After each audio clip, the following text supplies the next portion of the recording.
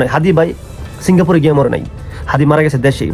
তাৎক্ষণিক যদি আজকে কিছু কথা না বললে নয়, অল্প কিছু কথা বলবো, শুধু মানুষের একটু জ্ঞান বুদ্ধি, মানুষ মানে এই যুগে এসে এতটা বোকা কিভাবে হয়। ভাই হাদি দল মত বিন্দেশে হোক, হাদি অরিজিনালি দেশপ্রেমিক ছিল, হাদির কোনো বিকল্প নাই। আবার যে যেটাই বলক, আমি অন্য দল করি, আমি বিএনপি করি, আওয়ামী লীগ করি, যা করি, বাট অনেস্টলি আমি বলি হাদি অরিজিনালি দেশপ্রেমিক ছিল। হাদির মতো লোক দরকার ছিল সংসদে, কিন্তু হাদিরে রাখে নাই।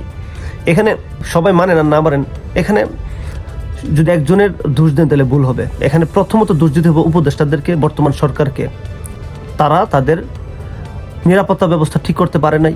একটা শুটার একটা মানুষের মাইরা ইজিলি চলে গেছে দেশ থেকে কুরা, কোনো খবর নাই। হাদি ভাই সিঙ্গাপুরে গিয়ে মরে নাই, হাদি মারা গেছে দেশেই।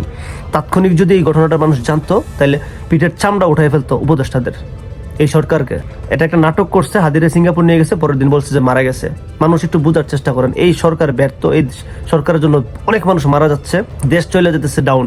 এই সরকারকে বিতাড়িত করতে হবে। এবং পাগল একটা না, যে স্বরাষ্ট্র উপদেষ্টা না কি জানেন, একটা পাগল, ওরে এক কথা বলে, ও আলোর কথা বলে, এই বলে সেই বলে, ও ঘোষণা করে 50 লাখ টাকা। প্রশাসন কি করে তাহলে?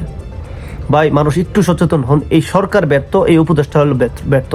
আজকে না হলে হাদির মতন একটা লোক চলে যায় না। মানুষ একটু বোঝার চেষ্টা করে, মানুষের ঘর বাড়ি আগুন দিয়ে পুরায়েন না। মানুষ কিছু করতে হয় তাহলে এই উপদেষ্টাদের বিরুদ্ধে কথা বলুন, একটু সচেতন হন, একটু বুঝেন। ভাই একটা সৎ অনেস্ট মানুষ মারা গেছে, তারে মাইরা ফেলছে, এটা দূরের কারোর হাত না। ইন্ডিয়া পাকিস্তানে যে এত চিল্লাচিল্লি করেন, আদৌ ওরা জানে কিনা আপনারা যে চিল্লাহাল্লা করেন ওদেরকে নিয়ে? একটু সচেতন হন ভাই।